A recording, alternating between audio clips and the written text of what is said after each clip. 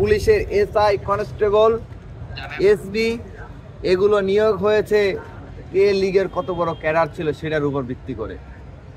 এবং বর্তমানে যারা পুলিশে কর্মরত আছে অধিকাংশ অফিসারই এই লীগের কোটায় অফিসার হয়েছে।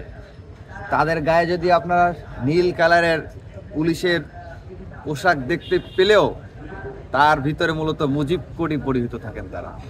এবং তাদের হৃদয়ে তারা আদতে সাইন করে বাংলাদেশ গভর্নমেন্টের কাছ থেকে বেতন নিলেও তারা মূলত দিল্লি ক্যান্টনমেন্টের এজেন্ডাই বাস্তবায়ন করেন।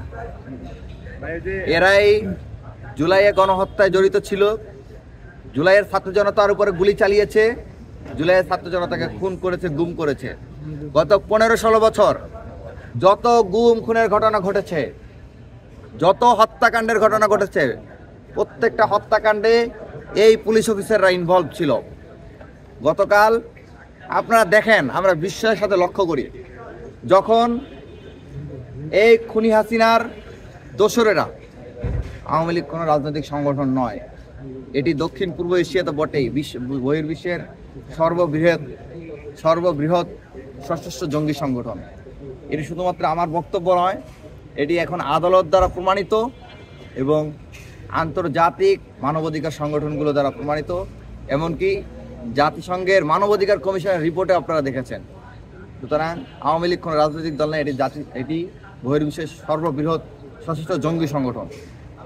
এই জঙ্গি সংগঠনের জঙ্গিরা যখন অগ্নিসন্ত্রাস চালানোর জন্য ঝটিকা মিছিল বের করে, আমরা এমনও দেখেছি পুলিশের সামনে তারা মিছিল করেছে, কিন্তু পুলিশ তাদেরকে প্রতিহত করে নাই, পুলিশ নির্বিকার হয়ে দাঁড়িয়েছিল।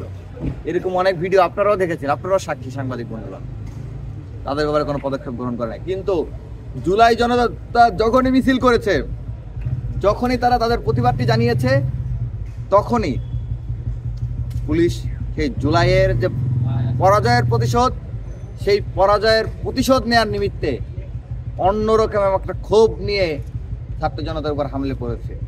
গতকাল ধানমন্ডি 32-এ আমরা তারই প্রতিফলন দেখতে পেয়েছি।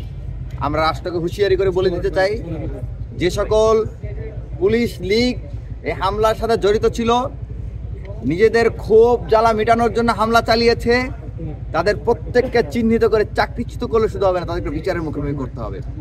এবং গতকাল যে পুলিশে হামলা হয়েছে শিক্ষার্থীদের উপরে, আমার ঢাকা বিশ্ববিদ্যালয়ের অনেক শিক্ষার্থী আহত হয়েছে, বিভিন্ন বিশ্ববিদ্যালয়ের শিক্ষার্থীরা, ছাত্ররা আহত হয়েছে।